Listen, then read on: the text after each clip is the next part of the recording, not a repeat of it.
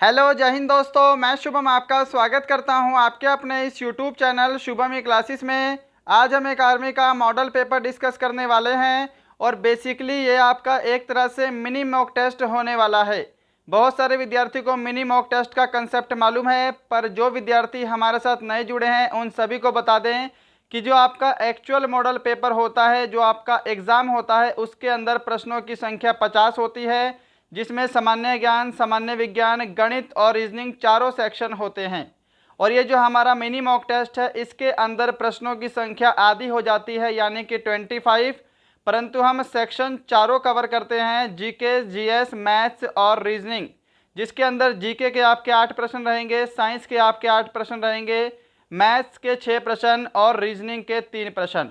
तो एक तरह से आपका बिल्कुल कंप्लीट मॉक टेस्ट लगने वाला है। सभी को अपना टेस्ट बिल्कुल कंप्लीट लगाना है।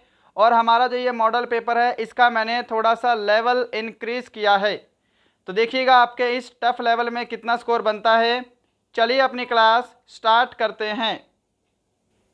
तो देखिएगा यहाँ पे प्रश्नों की संख्या 25 है और मैं आपको टारगेट दे रहा हूँ सिर्फ 20 क्वेश्चन राइट करने का। पहला क्वेश्चन है आपके सामने स्क्रीन पर, सामान्य ज्ञान है 1 से 8 तक। अजात शत्रु किसका पुत्र था? जल्दी से आंसर दीजिएगा, फटाफट से, आंसर के लिए ज़्यादा समय नहीं मिलेगा। ऑप्शन है बिंदुसार, अशोक, खारवेल, बिंबिसार। तो जिन्होंने भी ऑप्शन डी को आंसर दिया है बिंबिसार, उनका आंसर यहाँ पर बिल्कुल करेक्ट है। अजात शत्रु बिंबिसार का पुत्र था। क्वेश्चन नंबर सेकंड है जी आपके सामने, किस हिमालय चोटी को सागर माथा भी कहते हैं? Which Himalayan peak is also known as Sagarmatha? Option आपके सामने हैं, जल्दी से आंसर दीजिएगा। और देखिएगा सभी प्रश्न मैंने यहाँ पे हार्ड नहीं डाले हैं। बहुत सारे प्रश्न आपके पिछली परीक्षाओं पर आधारित हैं और कुछ प्रश्नों का लेवल मैंने बढ़ाया है ना। यानी कि एक तरह से आपका complete easy level, medium level और हार्ड लेवल टाइप का मॉक टेस्ट है। तो देखिए यहाँ पे ऑप्शन बी आपका करेक्ट आंसर होगा, माउंट एवरेस्ट। माउंट एवरेस्ट को नेपाल में सागर माथा कहा जाता है। क्लियर है? चलिए क्वेश्चन नंबर थर्ड का आंसर दीजिएगा, कौन सी काल्पनिक रेखा ग्लोब को 2 बराबर भागों में बांटती है? Which imaginary line divides the globe into 2 equal parts? क्या आंसर करोगे? ऑप्शन आपके सामने है, कर्क रेखा, मकर रेखा, विषुवत रेखा या इनमें से कोई नहीं। तो देखिएगा वो काल्पनिक लाइन जो ग्लोब को, यानी कि हम बोलें कि पृथ्वी को 2 बराबर भागों में बांटती है, उसको हम बोलते हैं विषुवत रेखा। ऑप्शन सी करेक्ट आंसर होगा। इसको भूमध्य रेखा भी बोला जाता है, ध्यान रखिएगा, एक ही बात है। या फिर आपसे बोल सकता है क्या, 0 डिग्री अक्षांश रेखा। ठीक है, 0 डिग्री अक्षांश रेखा। और यह पृथ्वी को 2 गोलार्धों में बांटती है, उत्तरी गोलार्ध और दक्षिणी गोलार्ध। क्वेश्चन नंबर 4 देखिएगा सामने स्क्रीन पर। थोड़ा सा अच्छे लेवल का क्वेश्चन है कि संसद के चुनावों में मत देने का अधिकार एक मौलिक अधिकार है, संवैधानिक अधिकार है, कानूनी अधिकार है या फिर नैसर्गिक अधिकार है? सही जवाब रहेगा ऑप्शन सी, कानूनी अधिकार है। Have a legal right. संसद में चुनावों में मत देने का अधिकार एक कानूनी अधिकार है और इसको क्या बोल सकते हैं? विधिक अधिकार भी बोल सकते हैं। क्लियर? क्वेश्चन नंबर 5 देखिएगा सामने स्क्रीन पर। भारतीय राष्ट्रीय कांग्रेस का पहला अंग्रेज अध्यक्ष कौन था? क्या बोला है? पहला अंग्रेज अध्यक्ष। Who was the first British president of the Indian National Congress? Option A correct answer होगा, जॉर्ज यूले। जॉर्ज यूले भारतीय राष्ट्रीय कांग्रेस के पहले अंग्रेज अध्यक्ष थे। एओ हयूम को आंसर मत करना, ये क्या थे? कांग्रेस के संस्थापक थे, ना कि पहले अध्यक्ष। क्लियर? क्वेश्चन नंबर 6 देखिए, अंतर्राष्ट्रीय ओलंपिक दिवस कब मनाया जाता है? अब ये क्वेश्चन बहुत सारे विद्यार्थियों ने नहीं पढ़ा होगा। When is international Olympic day celebrated? अब क्योंकि हाल ही में आपके ओलंपिक गेम्स कवर हुए हैं तो ओलंपिक गेम्स से रिलेटेड क्वेश्चन बन सकते हैं। ये तो मैंने आपसे ऊपर का पूछा है, ओलंपिक दिवस कब मनाया जाता है ना। आपसे ओलंपिक गेम्स के बारे में भी पूछ सकता है थोड़ा डिटेल में। तो एग्ज़ाम से पहले आपका ओलंपिक गेम्स मैं कवर कराऊंगा, अभी नहीं, एग्ज़ाम के टाइम पे कवर करेंगे ताकि ताज़ा ताज़ा आपके माइंड में रहेगा। तो यहाँ पे ऑप्शन सी करेक्ट आंसर होगा 23 जून। अंतर्राष्ट्रीय ओलंपिक दिवस 23 जून को मनाते हैं, ये ध्यान रखिएगा। क्वेश्चन नंबर 7 का आंसर देंगे, ग्रीन हाउस प्रभाव पृथ्वी के वायुमंडल का गर्म होना है, इसका क्या कारण है, बताइए जल्दी से। ये आपका एक तरह से साइंस का क्वेश्चन कह लो, परंतु ये आपका जियोग्राफिकल क्वेश्चन है भाई। सही जवाब ऑप्शन सी रहेगा, अवरक्त किरणें। यदि आपने ऑप्शन सी को आंसर दिया है आपका आंसर करेक्ट है। क्वेश्चन नंबर 8 है और आपका सामान्य ज्ञान का लास्ट क्वेश्चन, कागज की खोज कहाँ की गई थी, where was paper discovered. Correct answer रहेगा आपका ऑप्शन डी, चाइना। अगर आप सभी ने ऑप्शन डी को आंसर दिया है आपका आंसर करेक्ट है। तो यहाँ पे आपका मिनी मॉक टेस्ट का सामान्य ज्ञान कंप्लीट है। सेक्शन बी सामान्य विज्ञान 9 से 16 प्रश्न। चलिए, निम्नलिखित में से किस भारी धातु की विषाक्तता यकृत सिरोसिस पैदा करती है, क्या आंसर करोगे। यकृत सिरोसिस रोग किसके कारण होता है, बताइए। Copper, lead, mercury, zinc. Option A correct answer होगा कॉपर। अगर आपने ऑप्शन ए को आंसर दिया है तो बिल्कुल करेक्ट आंसर दिया है। क्वेश्चन नंबर 10, मानव शरीर में सबसे लंबी कोशिका कौन सी है, which is the longest cell in the human body, बताइए। देखिए, सबसे लंबी ग्रंथि नहीं पूछा है आपसे, ध्यान रखिएगा। ग्रंथि में तो आपका लीवर आएगा ना, यकृत। यहां पे आपसे बोला है सबसे लंबी कोशिका, तो वो होती है आपकी तंत्रिका कोशिका। ऑप्शन सी करेक्ट आंसर है। क्वेश्चन नंबर 11, निम्न में से कौन सा रोग कवक के द्वारा होता है, चलिए जल्दी से आंसर दीजिएगा। विच of the following disease is caused by fungi. Option D correct answer होगा दाद। अगर आपने ऑप्शन डी को आंसर दिया है आपका आंसर करेक्ट है। एक्जिमा क्या है, यह त्वचा की बीमारी है, परंतु ये आपकी बैक्टीरिया के कारण होती है, इसको ध्यान रखिएगा। क्लियर। अब देखिए, मलेरिया जो है ये किसके कारण होता है, तो ये प्रोटोजोआ के कारण होता है। इसका कारक कौन सा है, तो प्लाज्मोडियम। क्या है, प्लाज्मोडियम। मादा एनाफ्लीज मच्छर के काटने से होता है, सभी को पता होगा। और ये स्प्लीन या फिर तिल्ली को प्रभावित करता है। क्वेश्चन नंबर 12, निम्न में से कौन सा लौह अयस्क है, which of the following is an iron ore, bauxite, magnetite, lignite, cryolite. तो राइट आंसर ऑप्शन बी रहेगा मैग्नेटाइट। मैग्नेटाइट क्या है, एक लोहे का अयस्क है। इसके साथ एक चीज और ध्यान रखिएगा, हेमेटाइट। क्या ध्यान रखना है, हेमेटाइट। मैग्नेटाइट और हेमेटाइट दोनों ही लोहे के अयस्क हैं। अब देखिए, ये है बॉक्साइट और नीचे है आपका क्रायोलाइट। ये दोनों की दोनों एल्यूमिनियम के अयस्क हैं। लिग्नाइट क्या है, ये तो कोयले का प्रकार है, इसको भूरा कोयला कहते हैं। क्वेश्चन नंबर 13, मरकरी क्या है, व्हाट इज मरकरी। चलिए ऑप्शन आपके सामने है, जल्दी से आंसर दीजिए। तो देखिए, मरकरी क्या है, एक धातु है। क्या है, धातु है, तो नीचे के दो ऑप्शन कैंसिल हैं। और धातु में कौन सा है, तो ये द्रव धातु है। ऑप्शन बी करेक्ट आंसर होगा, लिक्विड मेटल। क्वेश्चन नंबर 14 सामने है, निम्नलिखित में से कौन सा तत्व नहीं है, which of the following is not an element, जल्दी से बताइए।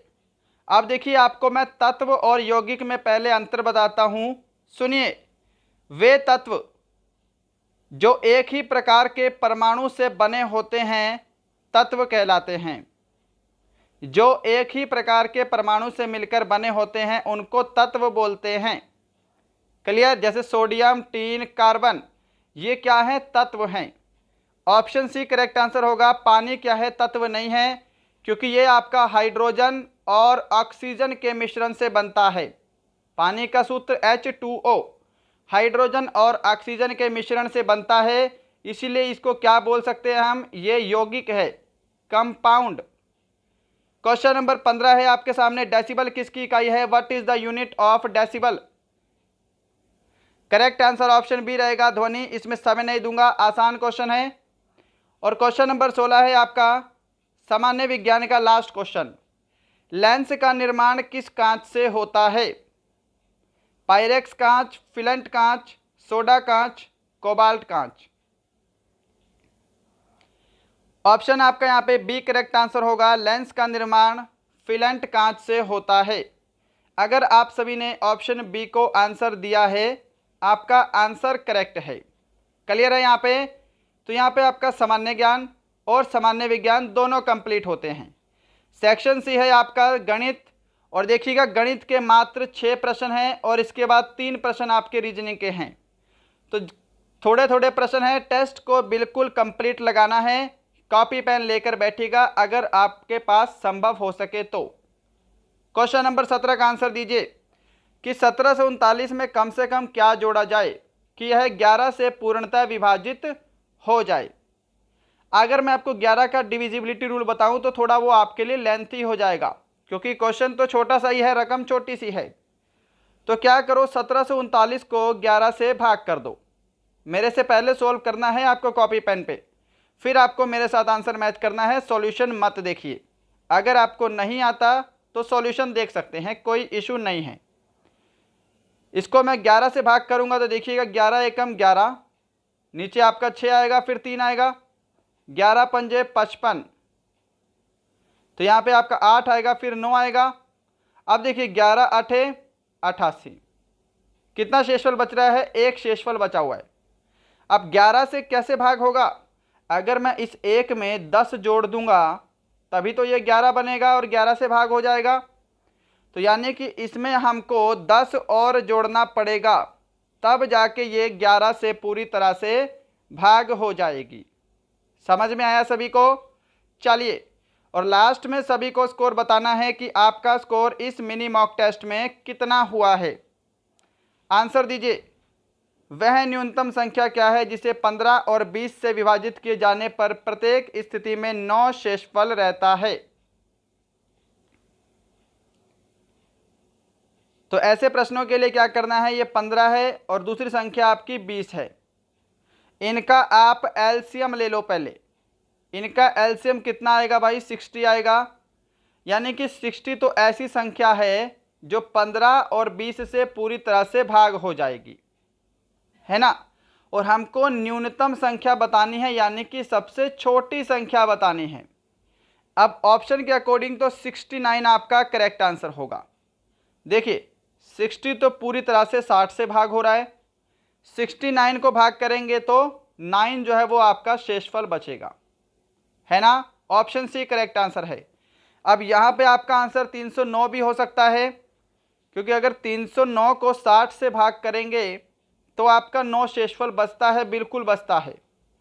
पर ध्यान रखिएगा यहाँ पे आपको क्या करना है, यहाँ पर आपको बड़ी संख्या नहीं पूछी, सबसे छोटी संख्या पूछी है। चलिए बढ़ते हैं अपने नेक्स्ट क्वेश्चन की तरफ। यहाँ पे ऑप्शन सी 69 करेक्ट आंसर है।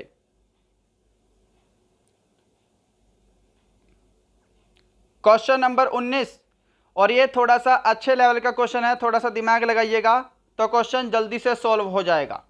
देखने में आपको छोटा सा लग रहा है पर इतना इजी नहीं है। क्वेश्चन है कि एक कुर्सी के विक्रय मूल्य पर 10% और 14% की छूट देने पर 27 रुपये का अंतर आता है। कुर्सी का आपको क्रय मूल्य बताना है भाई। ये विक्रय मूल्य है परंतु आपको क्रय मूल्य बताना है। कैसे बताओगे? जल्दी से दिमाग लगाइए और सोचिए, बेसिक से करेंगे तो जल्दी से समझ में आएगा। अब देखिए मैंने यहाँ पे माना कुर्सी का जो मूल्य है, क्रय मूल्य है वो क्या है? X रुपये है। क्लियर? अब देखिए ये विक्रय मूल्य 27 रुपये अधिक हो रहा है, अंतर आ रहा है। तो विक्रय मूल्य का पहले आपको फॉर्मूला पता होना चाहिए। क्या होता है? क्रय मूल्य यानी कि कॉस्ट प्राइस इंटू 10% का लॉस हो रहा है तो यहाँ पे 100 माइनस लॉस परसेंट और डिवाइड बाई आपका 100 होगा। ये होता है क्या? आपके विक्रय मूल्य का फॉर्मूला। क्लियर है ना इतना? अब देखिए यहाँ पे इसको सभी को रफ कर देता हूं मैं। फॉर्मूला ध्यान रखिएगा, विक्रय मूल्य के फॉर्मूले से ही ये वाला क्वेश्चन होगा। तो देखिएगा क्रय मूल्य हमने कितना माना है? एक्स माना है। तो देखिए क्रय मूल्य गुणा 10% की छूट दे रहे हैं तो यहाँ पे 90 हो गया, डिवाइड बाई 100। दूसरे केस में क्या है? क्रय मूल्य तो हमने x माना है क्योंकि हमको क्रय मूल्य ही निकालना है, गुणा 14% की छूट दे रहे हैं तो इसको मैं 86% लिखूंगा और डिवाइड बाई 100। देखिए ये भी विक्रय मूल्य बन गया और ये भी आपका विक्रय मूल्य बन गया। इन दोनों का जो अंतर है वो कितना दे रखा है? 27 रुपये दे रखा है। यही है ना? हमको x की वैल्यू निकालनी है जो कि हमारा क्या है? क्रय मूल्य है। अब निकालो जल्दी से। देखो इनका एलसीएम लेंगे तो नीचे आपका एनी टाइम क्या रहेगा? 100 रहेगा। अब 90x ये बन गया आपका, ये आपका 86x बन गया। अब 90x में से 86x माइनस करेंगे तो 4x बचेगा। यहाँ पे मैं डायरेक्ट कर रहा हूँ, आप एलसीएम लेके ही करिएगा। क्लियर? अब देखिए 4x upon 100 is equal to 27। तो यहाँ पे ये 100 इधर जाके जब 27 में मल्टीप्लाई होगा तो यहाँ से हट के यहाँ पर आपकी 2 जीरो आ जाएंगी। x की वैल्यू निकालनी है, 4x को 2700 से भाग कर दो, आपका आंसर आपके सामने होगा। देखिए अब 4 छिके 24, 24 के बाद आपका 3 बचा है, फिर 0 बची है, 4 सत्ते 28, 4 पंजे 20, 675 रुपये। ऑप्शन सी आपका करेक्ट आंसर है। देखिएगा क्वेश्चन देखो सिर्फ इतने में ही मैंने सोल्व किया है। क्वेश्चन तो छोटा सा है, बस आपको लॉजिक यानी कि आपका बेसिक स्ट्रांग होना चाहिए। और ये मैं आपको खुद सोल्व करके दिखा रहा हूँ इसलिए आपको लंबा दिखाई दे रहा है। क्वेश्चन इतना लंबा नहीं है। कभी कमेंट करो कि 5 मिनट आपने सोल्व करने में लगा दिए, एग्जाम में कैसे होगा? तो ये मैं आपको समझा रहा हूँ। अगर मैं खुद सोल्व करने बैठूंगा तो सिर्फ ये मुश्किल से 30-35 सेकेंड का क्वेश्चन है। चलें आगे। क्वेश्चन नंबर 20 देखिए। 20 क्वेश्चन नंबर आपका रेशो एंड प्रपोर्शन। तो बढ़ते हैं सॉल्यूशन पे। देखिए यहां पे लिखता हूं मैं a ratio b ratio c। a ratio b दे रखा है हमको 7:9, b रेशो c दे रखा है 6:7। तो b के नीचे 6, c के नीचे 7। क्लियर? डायरेक्ट मैंने आपको करने का तरीका बताया है। इसको इससे मल्टीप्लाई करेंगे तो 6 7 63, सॉरी 6 7 42, 9 छिके 54 और 9 7 63। ऐसे मल्टीप्लाई कर देना है आपको। ठीक है? हमको क्या बोला है? ए और सी की वैल्यू बतानी है, ए रेशो सी की। तो ए की वैल्यू कितनी है? 42, सी की वैल्यू है 63। सॉल्व करिए आप, कितना बनेगा? 3 से कैंसिल हो रहा है यहाँ पे। देखो 3 एकम 3, 3 चौके 12, 3 दूनी 6, 3 एकम 3, 14:21। ऑप्शन सी आपका करेक्ट आंसर है, ए रेशो सी। क्या सभी ने ऑप्शन सी को आंसर दिया है? 21 नंबर क्वेश्चन देखिए सामने स्क्रीन पर। छोटा सा क्वेश्चन है भाई, स्टेटमेंट पे मत जाना, क्वेश्चन को अपने दिमाग से सोल्व करो। कि दो बसों की गति का अनुपात 11:9 है। यदि दूसरी बस 270 किलोमीटर की दूरी 15 घंटे में तय करती है तो पहली बस की गति क्या है? देखिए ये स्पीड है दोनों बसों की, रेशो क्या है? 11:9। दूसरी बस के बारे में क्या दे रखा है? 270 किलोमीटर की दूरी 15 घंटे में तय करती है। अब यहां पर देखिए पहले स्पीड का फॉर्मूला क्या होता है? Distance upon time. पता है ना? क्योंकि ये स्पीड का रेशो दे रखा है तो हमको स्पीड मालूम होनी चाहिए किसी ना किसी एक की। और हमको दूसरी बस के बारे में बता रखा है कि 270 किलोमीटर की दूरी 15 घंटे में तय करती है। डिस्टेंस अपॉन टाइम क्या होता है? स्पीड के बराबर होता है। भाग करिए। देखिए 15 एकम 15, कितना बचेगा, 27 में से 15 माइनस करोगे कितना बचेगा, यहाँ पे 12 बचेगा। तो 15 अठे 120, तो यहाँ पे आपका 18 आ गया भाई स्पीड का रेशो। स्पीड कितनी है, 18 किलोमीटर प्रति घंटा है दूसरी बस की। अब समझिए इतना हो गया। अब देखिए दूसरी बस का रेशो कितना है, स्पीड का 9 है, यहाँ पे करता हूँ, और स्पीड कितनी है एक्चुअल में 18 किलोमीटर प्रति घंटा। तो एक रेशो की वैल्यू कितनी बनेगी, यहाँ से 2 बन जाएगी। हमको बोला है पहली बस की गति क्या है, पहली बस की स्पीड का रेशो 11 है। अगर एक रेशो की वैल्यू 2 है तो 11 रेशो की वैल्यू कितनी हो जाएगी, 11 गुणा 2 यानी कि 22 किलोमीटर प्रति घंटा। ऑप्शन बी आपका करेक्ट आंसर है, पहली बस की गति है। सभी का क्लियर है। अब नेक्स्ट क्वेश्चन नंबर 22 है आपके सामने, मैथ्स का लास्ट क्वेश्चन। जल्दी से आंसर देंगे इस प्रश्न का। इसके बाद 3 प्रश्न आपके रीजनिंग के हैं कि उस त्रिभुज का क्षेत्रफल ज्ञात कीजिए जिसकी भुजाएं 5 सेंटीमीटर, 12 सेंटीमीटर तथा 13 सेंटीमीटर हैं। देखिए इस क्वेश्चन को आप हीरोन के फॉर्मूले से भी कर सकते हैं, लेंथी बनेगा। आपको अपनी दिव्य दृष्टि से देखना है। ये 5, 12 और 13 क्या है, ये गणित के आपके ट्रिपलेट्स हैं, यानी कि जो पाइथागोरस थ्योरम होती है वो सेटिस्फाई करती है इसमें। देखिए ये एक समकोण त्रिभुज है, इसमें क्या है आपका 13 कर्ण है, 5 आपका आधार मान लो, 12 आपकी हाइट मान लो, या इनको आप आगे पीछे भी कर सकते हो। समझ रहे हो, ये एक समकोण त्रिभुज की विमाएं हैं, यानी कि ये आपका क्या बन रहा है, एक समकोण त्रिभुज बन रहा है। ट्रिपलेट्स याद है तो समझ लो समकोण त्रिभुज लगेगा। समकोण त्रिभुज का क्षेत्रफल निकालना है, क्या फॉर्मूला होता है, 1/2 बेस इंटू हाइट, आधार गुणा ऊंचाई, 1/2।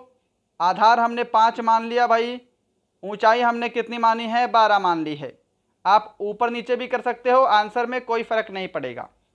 2 छिके 12, 5 छिके 30, तो 30 वर्ग सेंटीमीटर। ऑप्शन आपका सी बिल्कुल करेक्ट आंसर है। अगर आपने ऑप्शन सी को आंसर दिया है, आपका आंसर करेक्ट है, तो यहाँ पे आपका मैथ्स का सेक्शन कंप्लीट होता है। सेक्शन डी है आपका रीजनिंग का। जल्दी से सॉल्व करिए इसको, और देखिएगा इसका पीडीएफ आपको हमारे टेलीग्राम चैनल पे मिल जाएगा। टेलीग्राम चैनल का लिंक डिस्क्रिप्शन में दिया है, वहाँ जाके टेलीग्राम को ज्वाइन कर सकते हैं। अगर आपने अभी तक सेशन को लाइक, शेयर, सब्सक्राइब नहीं किया तो जल्दी से कीजिएगा।